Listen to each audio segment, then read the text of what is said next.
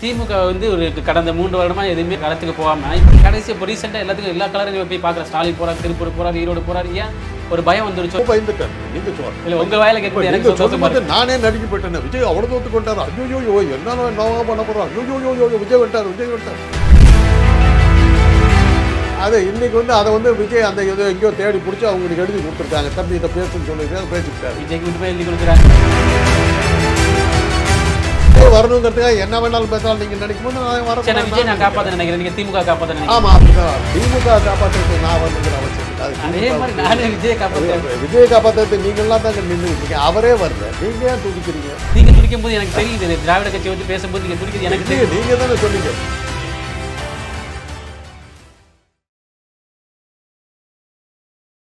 வணக்கம் சார், நல்லா இருக்கீங்களா சார்? இப்போது வருகிற 2026 எலெக்ஷனில் பல கூட்டணி அமைய போது, வலிமையான கூட்டணி அமைப்பதுன்னு பல கட்சிகள் சொல்லிட்டு இருக்காங்க. இப்போ இடையில வந்து விஜய் அவர்கள் கட்சி ஆரம்பிச்சிருக்கனால எந்தெந்த கட்சிகளுக்கு பாதிப்பு ஏற்படும், எந்தெந்த கூட்டணி பிரிய வாய்ப்பு இருக்குது, எது ஒன்று சேர வாய்ப்பு இருக்குது?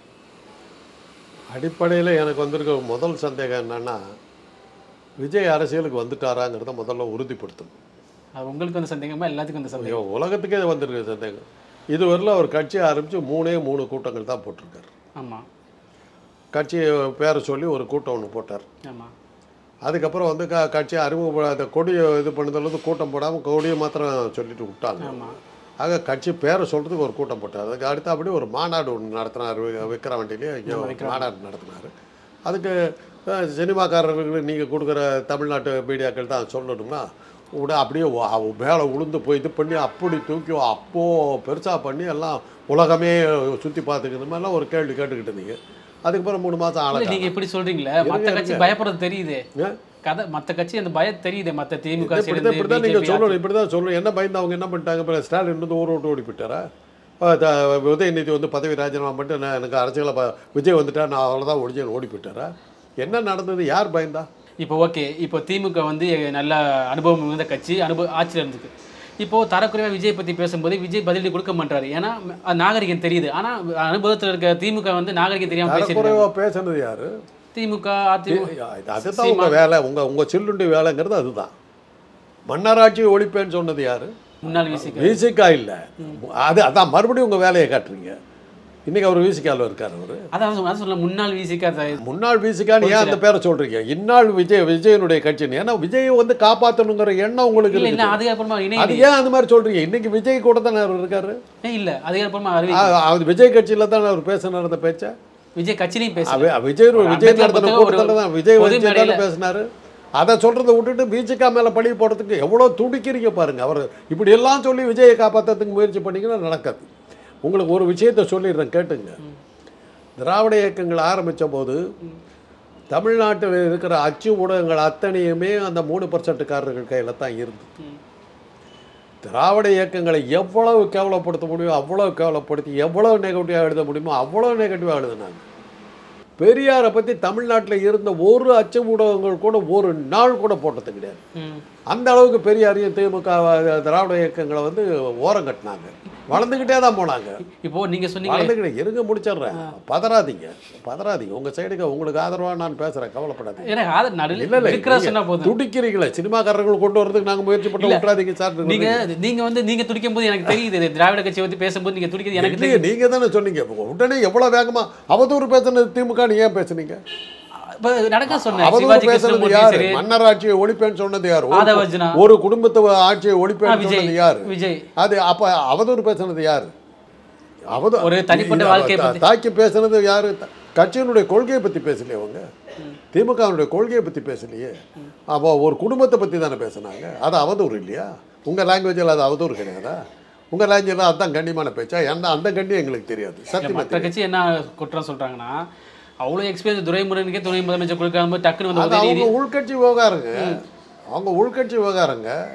எங்கள் கட்சியில் இவர் தான் தலைவர்னு சொல்லி கொண்டு வைக்கிறாங்க. மக்கள்கிட்ட நிறுத்துறாங்க. மக்கள் ஓட்டு போடுறாங்க. இப்படி சொல்றீங்க.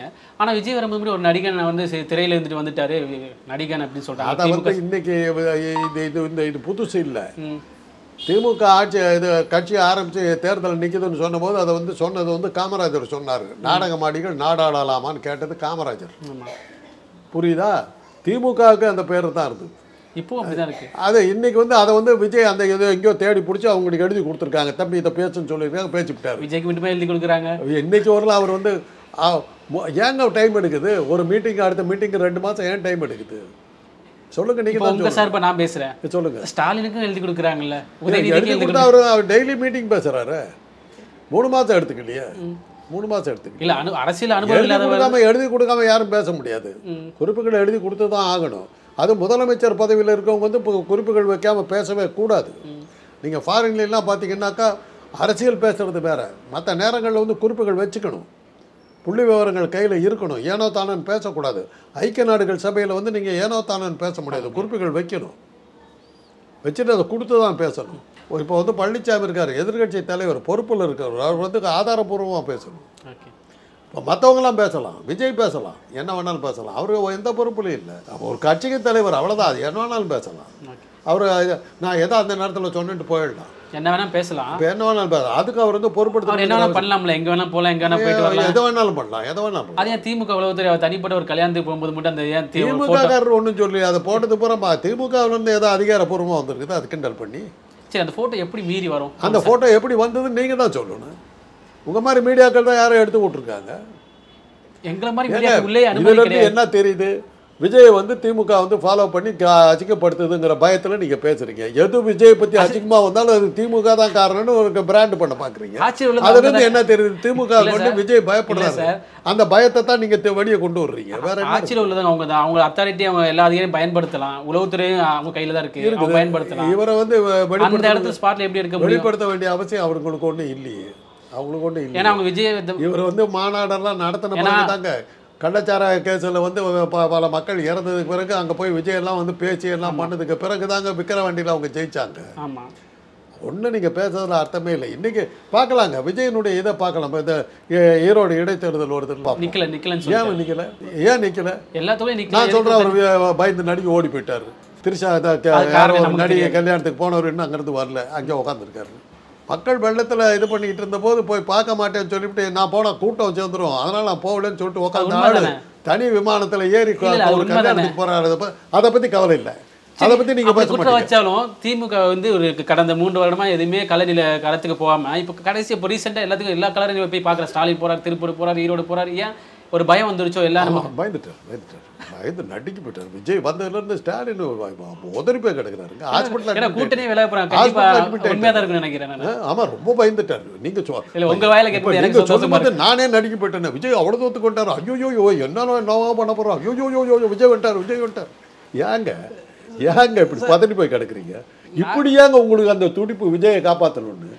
அவரே கவலைப்படல. இதே மாதிரி தான் அவரே கவலைப்படல, விஜயே கவலைப்படல. நீங்க ஏங்க இப்படி வந்து வேற என்ன இருக்குது?